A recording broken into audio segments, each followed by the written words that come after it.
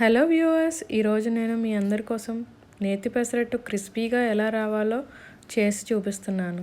చూడండి, ఈ నేతి పెసరట్టు కాంబినేషన్లో మొన్న చేసిన అల్లం పచ్చడి వేసుకొని తింటే చాలా బాగుంటుంది. పెసరట్టు తినడం వల్ల పిల్లలకి పెద్దలకి చాలా మంచిది. ముఖ్యంగా డయాబెటీస్ ఉన్న వాళ్ళకి చాలా మంచిది. ఈ పెసరట్టు వేసుకోవడానికి ముందుగా మనం పెసలు నైట్ అంతా నానబెట్టుకోవాలి. పెసలు ఎంత బాగా నానితే పెసరట్టు మీకు అంత రుచిగా వస్తుంది. ఇలా బాగా నానిన పెసలను తీసుకొని నెక్స్ట్ డే బాగా వాష్ చేసుకుని గ్రైండ్ చేసుకోవాలి. గ్రైండ్ చేసుకున్నప్పుడు మీకు స్పైసీకి తగ్గట్టుగా చిల్లీ, అల్లం వేసుకొని గ్రైండ్ చేసుకోండి. వాటర్ లేకుండా గ్రైండ్ చేసుకోండి.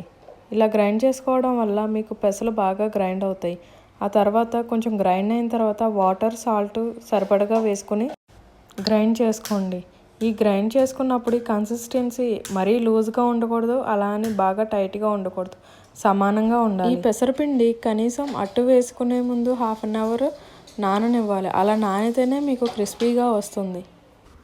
ఇప్పుడు స్టవ్ ఆన్ చేసి ప్యాన్ పెట్టుకుని బాగా హీట్ అవ్వనివ్వండి. ఈ ప్యాన్ ఎంత బాగా హీట్ అయితే అట్టు మీకు అంత క్రిస్పీగా వస్తుంది. ప్యాన్ హీట్ అయిన తర్వాత అట్టు ఇలా వేసుకుని కాసేపు ఉంచిన తర్వాత ఆనియన్స్, నెయ్యి, జీలకర్ర, మీకు స్పైసీకి తగ్గట్టు మిర్చి, అల్లం చిన్న చిన్న పీసెస్ కింద కట్ చేసుకొని దీనిపైన కూడా వేసుకోవచ్చు. పెసరట్టు వేసుకునేటప్పుడు స్టవ్ ఎప్పుడు మీడియంలోనే ఉండాలి. అలా ఉండడం వల్ల పెసరట్టు మీకు బాగా క్రిస్పీగా వస్తుంది.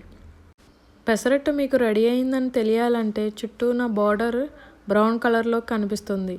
ఇలా కనిపించిందంటే మీకు పెసరట్టు రెడీ అయిందని. అంతే, ఎంతో క్రిస్పీగా ఉండే పెసరట్టు రెడీ. ఈ పెసరట్టు కాంబినేషన్ అల్లం పచ్చడి డిస్క్రిప్షన్ బాక్స్లో పెడుతున్నాను, చూసి ఎంజాయ్ చేయండి. Thanks for watching.